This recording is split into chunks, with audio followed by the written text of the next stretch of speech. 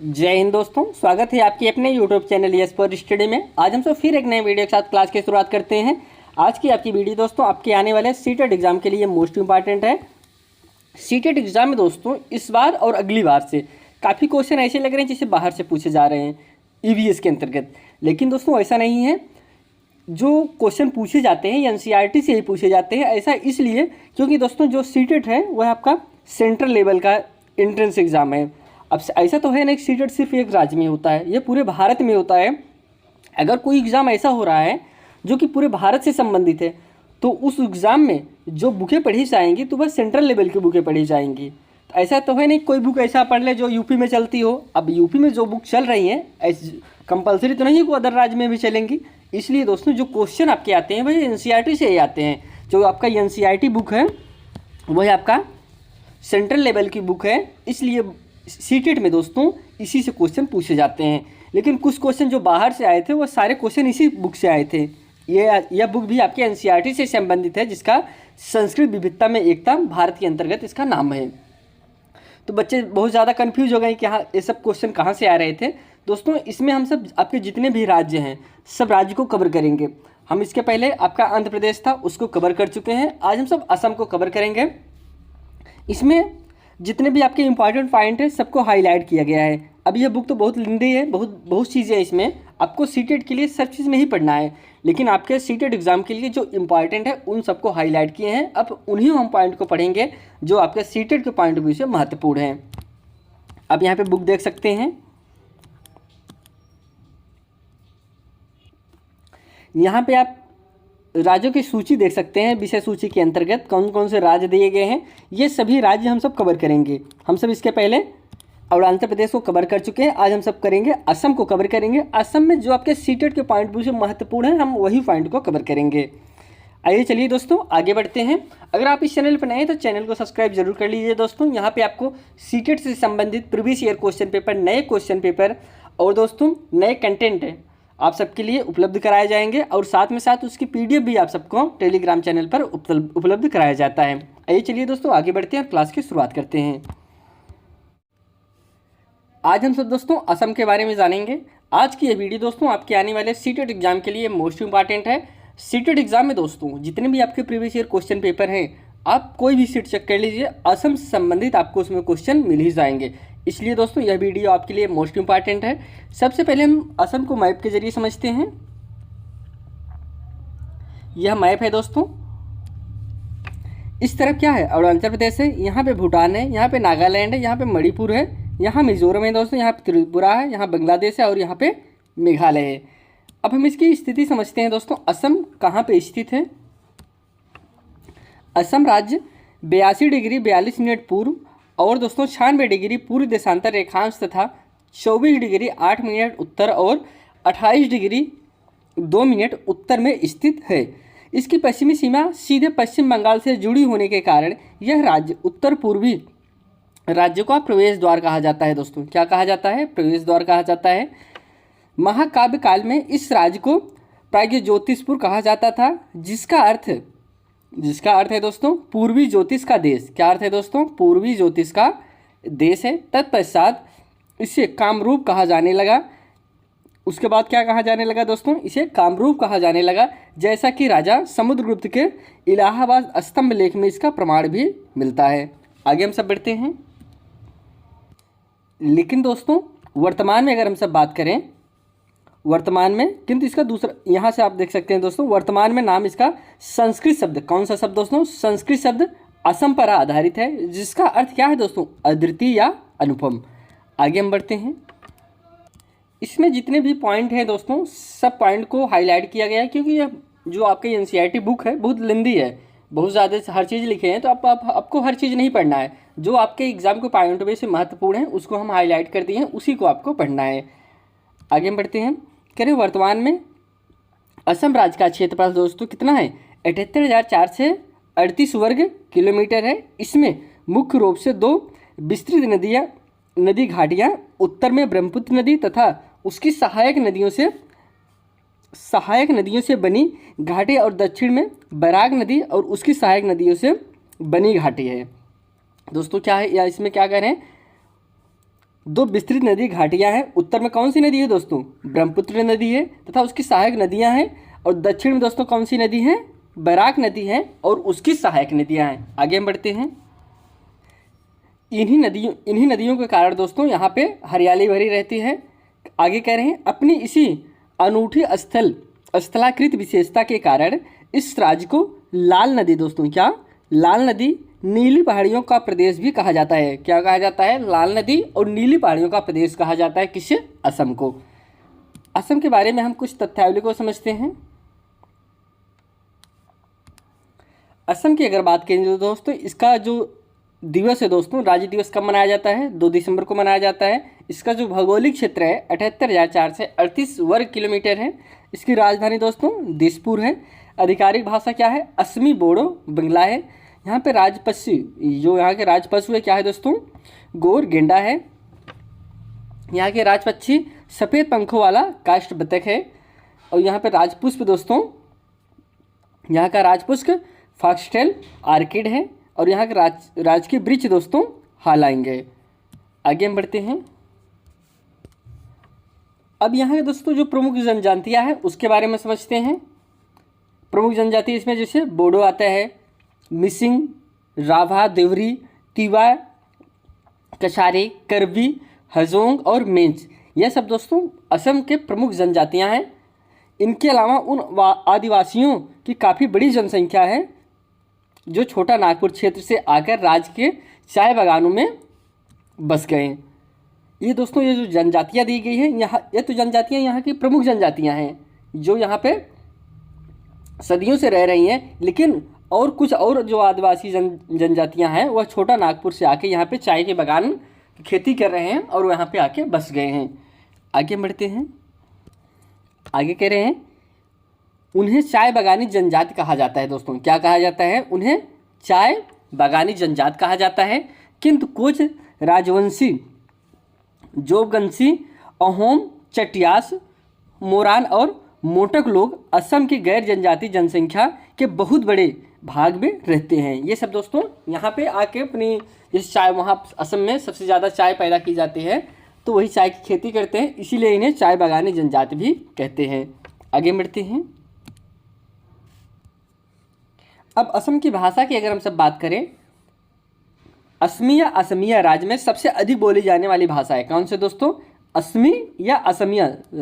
असम में सबसे ज़्यादा यही भाषा बोली जाती है। आगे बढ़ते हैं।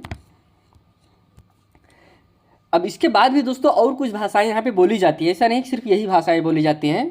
आगे करेंगे दूसरी और पश्चिम में बोलियों को 2 भिन्न समूह बोले जाते हैं जिन्हें हम ग्वालपाड़िया और कामरूप समूह कहा जाता है। आगे कह रहे हैं कि बोडो या बोरो एक अन्य महत्वपूर्ण भाषा है जो राज्य में बोली जाती है दोस्तों। बोडो तिब्बती वर्मी भाषा परिवार की एक भाषा है और यह अधिकतर बोडोलैंड टेरिटोरियल काउंसिल, आगे हम बढ़ते हैं, काउंसिल के अंतर्गत आने वाले इलाकों में बोली जाती है तथा यह वहाँ की आधिकारिक भाषा है दोस्तों। आधिकारिक भाषा क्या है? यही है। सरकारी कामकाज की भाषा के रूप में भी प्रचलित है। सन 2009 में हुए भारतीय संविधान के 92वें संशोधन के द्वारा बोडो को देश की 22वीं अनुसूची भाषा में शामिल किया गया दोस्तों। यहाँ से एक सबसे जो इम्पोर्टेंट पॉइंट है, जो 22वीं भाषा है दोस्तों कौन सी है? बोडो है, जो कि कौन से 2009 में भारतीय संविधान में जो संशोधन हुआ था 92वें संशोधन, उसमें बोडो को 22वीं अनुसूची में शामिल किया गया था। इन 2 भाषाओं के अलावा बंगाली भाषा को भी राज्य में आधिकारिक भाषा का दर्जा दिया गया है। अब ऐसा तो है नहीं दोस्तों कि अगर किसी राज्य में एक ही भाषा बोला जाए तो सभी लोग एक राज्य से दूसरे राज्य में रहते हैं, निवास करते हैं तो वो अपनी भाषा बोलते हैं, इसलिए जो वहाँ की आधिकारिक भाषा है वह सबसे इम्पॉर्टेंट है। वहाँ पे जो आधिकारिक भाषा है। आगे बढ़ते हैं। अब यहाँ पे हम सब दोस्तों वेशभूषा की बात करते हैं। असम के लोग पहनावा कैसे पहनते हैं उसकी बात करते हैं। कह रहे हैं कि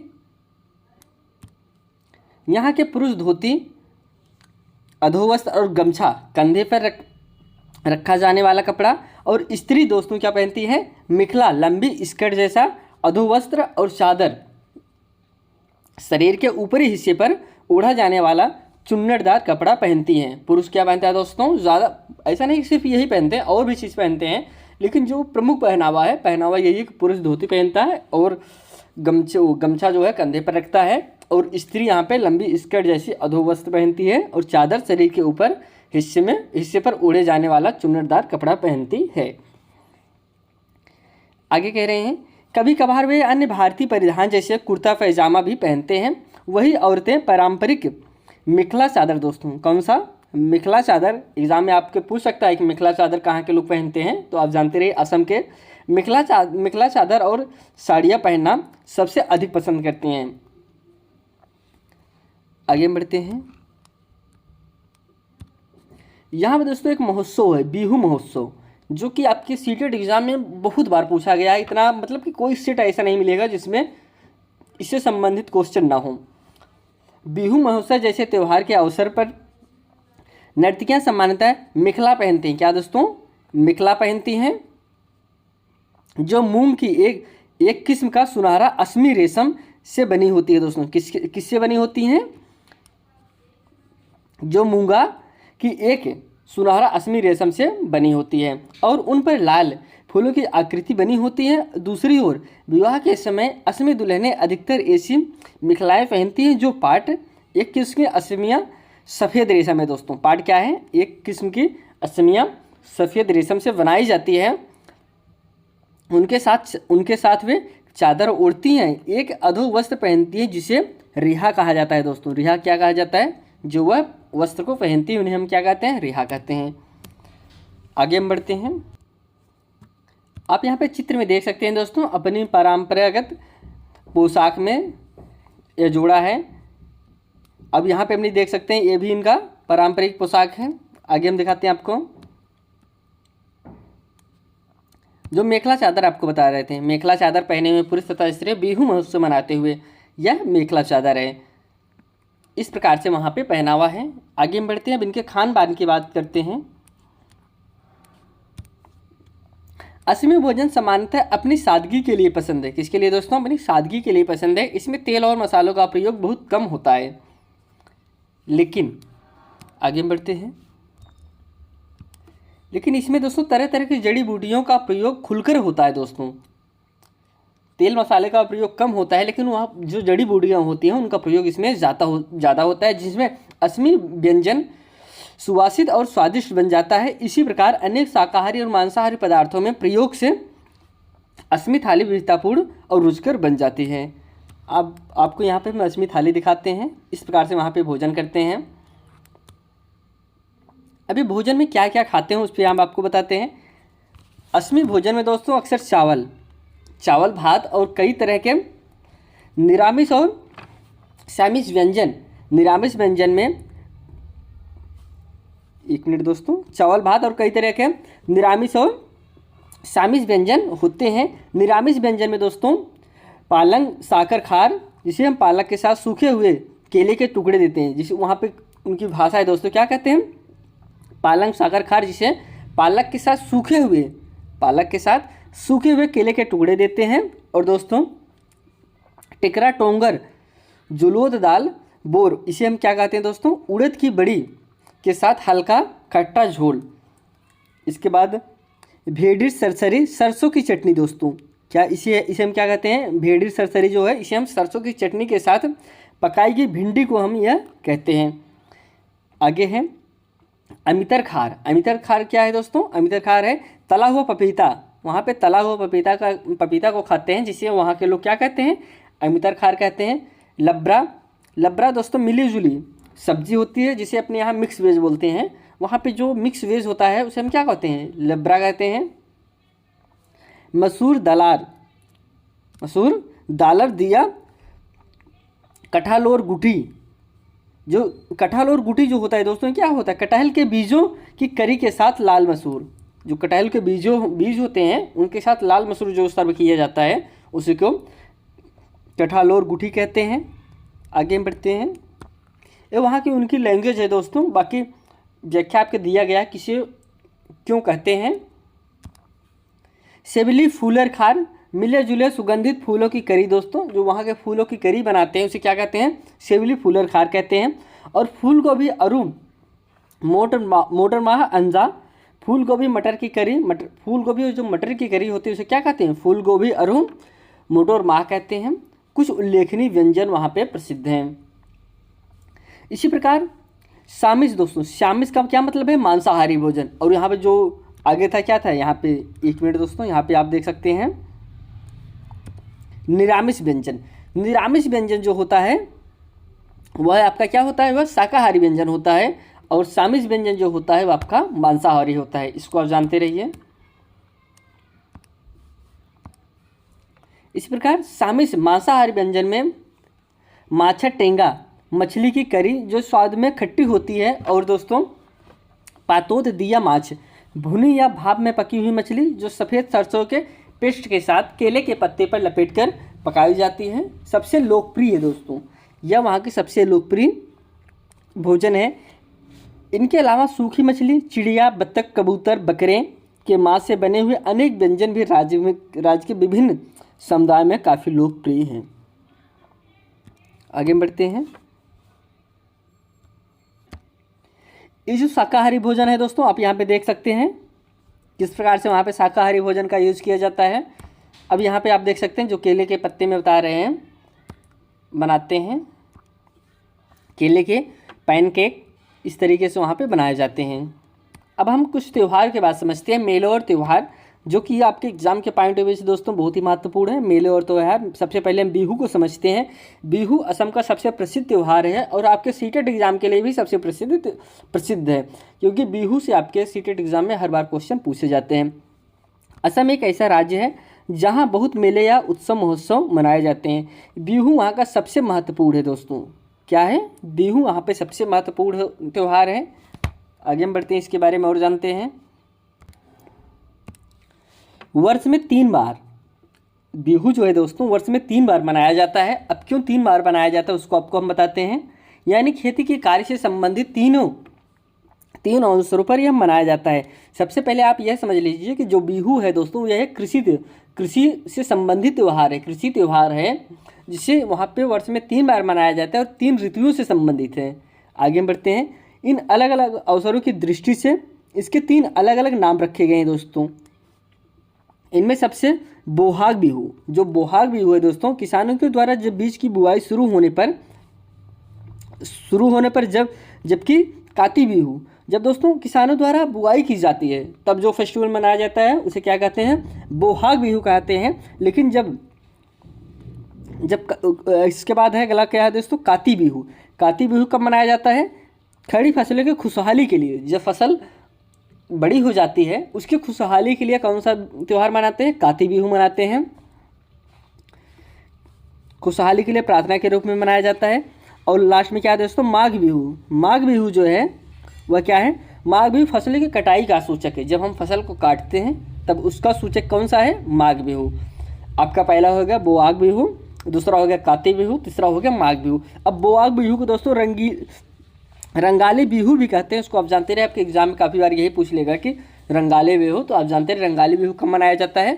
रंगाली बिहू मनाया जाता है जब हम बीज को बोते हैं, तब हम रंगाली बिहू को मनाते हैं। आगे हम बढ़ते हैं। यहाँ पे आप देख सकते हैं दोस्तों, यह फेस्टिवल मना रहे हैं, कौन सा यह है, रंगाली बिहू फेस्टिवल है। आगे हम बढ़ते हैं। यह काती बिहू है दोस्तों। यहाँ पे आप देख सकते हैं कि जो फसल बड़ी हो गई है उसी के खुशहाली के लिए मना रहे हैं, इसे क्या कहते हैं, काती बिहू कहते हैं। आगे बढ़ते हैं। यह आपका दोस्तों भोगली बिहू है। क्या है, भोगली बिहू है। बिहू के अलावा राज्य में और भी बहुत से जनजातियां उत्सव मनाए जाते हैं। उनमें से कुछ उल्लेखनीय नीचे तालिका में दिए गए हैं, उसको हम समझते हैं। इसको आप ऐसे जानते रहिए दोस्तों, बस थोड़ा सा दिमाग में, बाकी ज़्यादा इंपॉर्टेंट आपके लिए वही बिहू ही था। अम्बुबाची मेला दोस्तों, इसके बाद आता है डोल जात्रा, भेल दिया महोत्सव, यह सब वहाँ के प्रमुख महोत्सव हैं। आगे बढ़ते हैं। अब हम समझते हैं प्रदर्शनियाँ कलाएं, नृत्य और संगीत दोस्तों। अब यहाँ से हम समझते हैं इसको। देवनटी या नाटी दोस्तों, देवनटी या नटी नाच मंदिर में देवदासियों की परंपरा से संबंधित नृत्य है दोस्तों। किससे है? देवदासियों की परंपरा से संबंधित नृत्य है। ओजापाली, क्या ओजापाली गायन और नृत्य का एक सामूहिक कार्यक्रम है। क्या जो ओजापाली है यह गायन और नृत्य का एक सामूहिक कार्यक्रम है।